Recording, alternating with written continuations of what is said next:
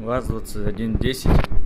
Короче, замотовали всю машину, более-менее большую часть. Тут две еще надо выводить, она там немножко мятая, сильно даже скажу. Дверь живая, но мятая. Стакан заварили, полностью его там промазали, еще осталось герметик нанести изнутри и снаружи зачистить и покрыть его эпоксидным грунтом, антигравием и, скорее всего, этим мастикой или просто мастикой с пушечным салом с отработкой.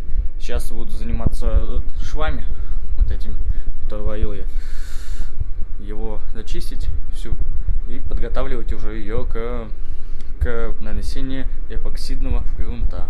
Погнали работать.